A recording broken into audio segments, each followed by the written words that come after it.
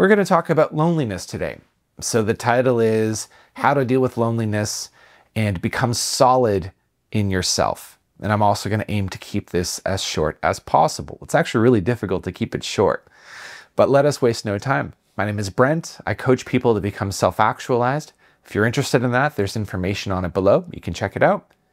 And of course, loneliness, learning how to deal with loneliness is an aspect to self-actualization because we need to learn how to, at the end of it, enjoy our own company and learn how to view our loneliness as something not to be run away from, but something to be embraced. And so I'm going to offer you an explanation and a tutorial for that now. Now, I want you to also know that as I give you this tutorial and this explanation, this isn't going to make it all go away for you on a dime, but it'll give you something to practice if loneliness is something that has been hounding you lately.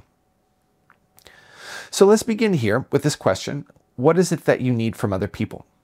So if you feel like you're trying to get people into your life, you're trying to get them to come, you're trying to get them to stay, you're trying to prevent them from leaving, you're trying to attract them, whether it's friends, whether it's family, whether it's your parents, whether it's your kids, just become aware now of the ways in which you are trying to bring people in and keep them and prevent them from going. And this might require a little bit of honesty because, of course, it's kind of embarrassing. And you can look at that and then ask yourself a second tier of questions like, why am I doing that? Why am I trying to keep people around? What is it that they do for me? What do I need from them? How do they enable me to feel? What feelings do I feel? What feelings go away when people come to visit and hang out with me? And so then as you do that, you will necessarily become aware of particular feelings, emotional textures that you are trying to avoid. But if there are emotional textures that come up whenever certain situations arise and you try to arrange circumstances so that you can avoid them, so in other words, if you feel loneliness coming up and instead of dealing with the loneliness itself, you try to get people to come so that you won't feel lonely, then you're playing a losing game and you're really not oriented the right way. And you're using people as crutches. You're using them as tools to avoid your own emotional experiences. And this is, as I word it this way, I'm sure you could see it as a problem. It is a problem for a handful of reasons. One is that you're using other people and that's no good. And also people can tell. People can tell when you're using them for emotional comfort. I'm sure you have seen other people out there who are trying to get people to stay and they obviously feel uncomfortable if they don't have people around. And so they have to resort to different forms of manipulations. What can I do to get them to stay? And it's really transparent, right? So that's no good. But then also we are not looking at ourselves. We're not healing. We're not looking internally. We are not doing the hard work of finding peace in our own selves. And so this is important too. So even though the process of finding that peace can take a little bit of time, changing your orientation can be relatively quick. And you do this just simply by deciding that it's okay to feel lonely. It's okay to feel lonely. You're under no obligation to like it or want it even, but you can just permit yourself to experience your own loneliness. And the key to doing this is to realize that there's nothing terribly bad about the experience of loneliness. It's not like it's a bad experience. There's nothing about it that you need to run from. It's really just more of an intense emotional texture that we are not yet comfortable with, but it's something that you can be comfortable with if you were to decide that you want to become comfortable with it. And you can make that decision right now. It's there for you to do. And if you do make that decision, then even now, you can just find anywhere there's loneliness in your experience. Like even if you're not feeling crushingly lonely right now, you can just locate that experience and bring attention to it. So for me, I tend to feel lonely whenever spring comes on here in Canada, because I have this very intense association with springtime, where when I was 13, a lot of my classmates got together without me. I was going through a very unpopular phase. I was not invited to a lot of social groups. I was a bit of a weirdo. And And so people would go to certain gatherings and I wasn't invited, or even if I was, I wouldn't be allowed to go. And then my classmates would come back in on Monday and talk about what good times were had.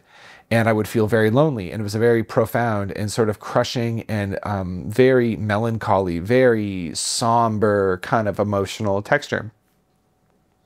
And so I would always hide from it. You know, whenever it came up, it would come up every spring, every year. And I'd be like, oh, I'd feel it in my stomach. Oh, and I wouldn't look at it, or I'd like try to do something else.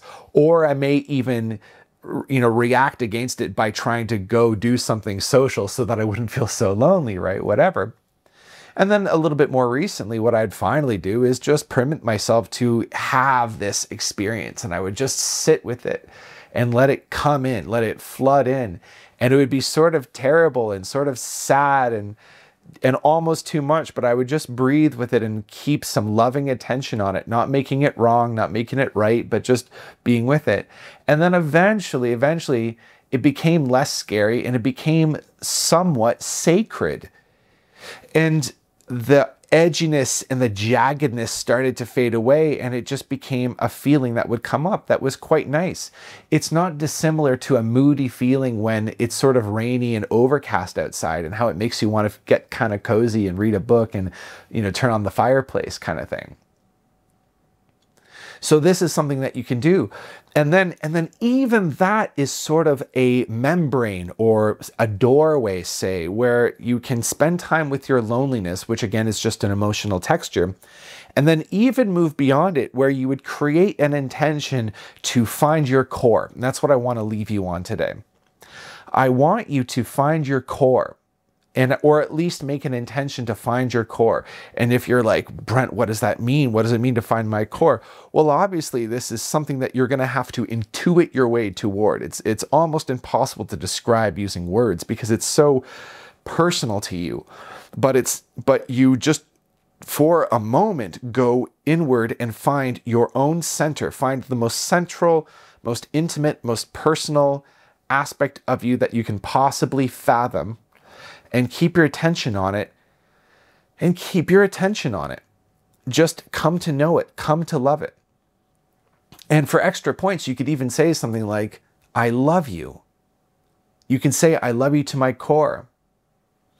You can say, even as I experience loneliness, I love myself completely.